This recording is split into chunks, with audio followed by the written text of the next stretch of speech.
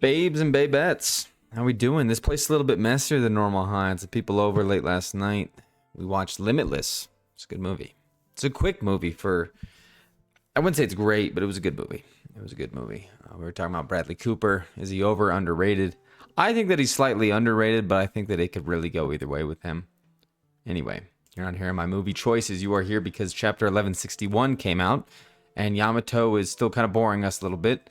And I'm just kind of done with it. I'm just done with it. I'm like, we've had better chapter stories, and she's been going on now for like a year and a half. Too long. Too long, in my opinion. Getting in this chapter was good. Solid chapter. I think we learned some stuff for sure. And I think that we're moving at a good pace, which is good, which is very good. We don't have a break next week, which is even better. But getting into the chapter, we kind of start seeing where everyone's motivations are. And you see that the three main guys, we got Roger, we have Rox, and we have Garp. Roger's main objective is Shaky. Rox's main objective is actually his son and his wife or baby mama. And Garp's is Roger. So everybody is going after something else. So everybody's kind of going in their own direction here. What does it mean that Garp is the hero? I think we'll get into that a little bit. But first, they're all going in separate directions. And Dragon, speaking of which, is also running separately. So he gets attacked by a God's Knight, Saint Maffy. Maffy hella looks like a fishman. Reminds me of the dude, Denji? Denji? Something like that. The guy from Dressrosa that was a part of Dillinger. Dillinger's his name. That was a part of Dofi's crew. She looks like a fishman, but I find it interesting because I feel like all the celestial dragons are hella racist, yet at the same time I feel like they got a decent amount of races between them. Because there's no way she's not something. I mean, she's got horns. There's a lot going on here. They almost gave her too much. I'm like, hey, you got horns, you got lava hair, you got sharp spiky teeth, you got the shades. Do you really need to be smoking too? Do you? No, I don't think so, but you are. Whatever. Oda's having fun. Doesn't really matter too much. Dragon's a wimpy little baby man. He just is. He's a wimpy little baby man. Who knows if that's changed? I mean, we have to think that it has. He's the most wanted man, but why is that? I think it's going to be more because of information than anything else. But some early theories about Dragon being very high up in the Marines and learning a lot and then leaving doesn't seem to be true. It seems like he was actually pretty low. He just happened to be at the wrong place at the right time. And because of that, he is the most wanted man. Of course, I think that he definitely did some things within the last, 40 years or so, to earn him that bounty. But what those are, I don't think will come up until later. Definitely not this flashback.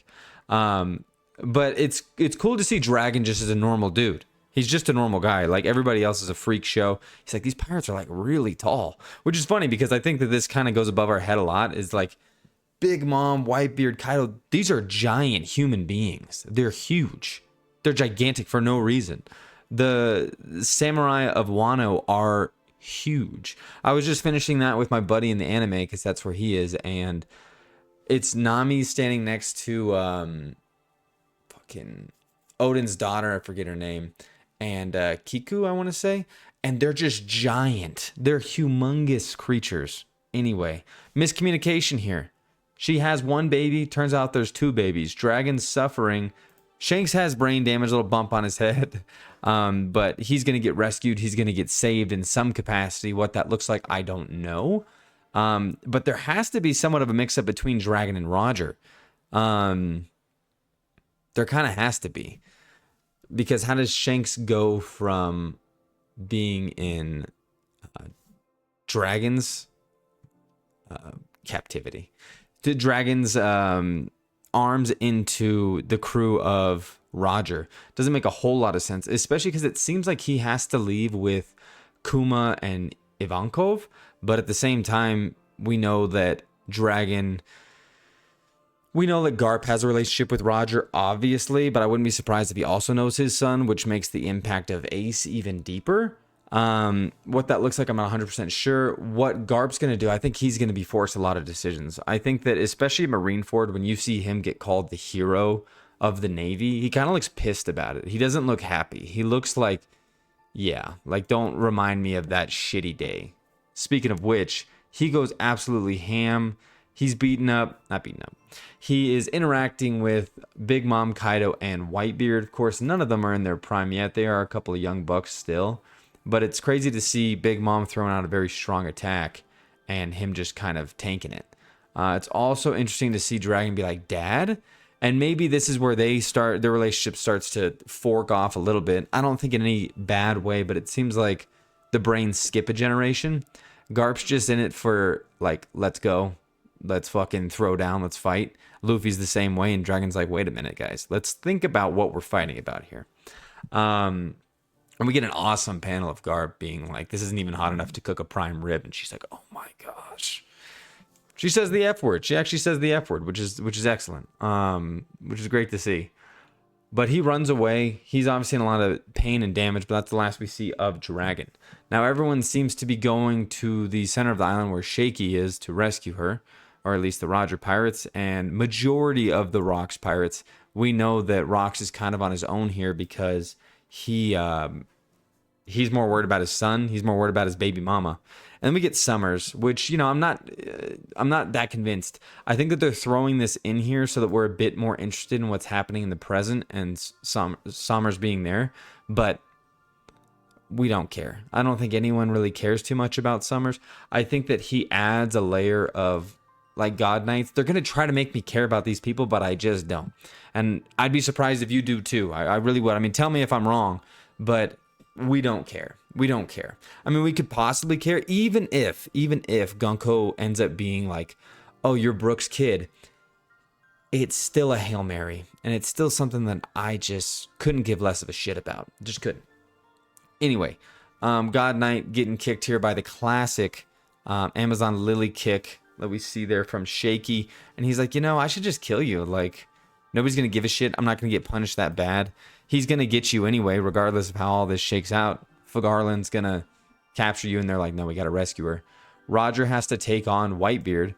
And if we do like a little bit of triangulation math, Whitebeard's a beast, absolutely. And I'm not saying that Garp could have taken Kaido, Big Mom, and Whitebeard all at the same time in this level of their careers.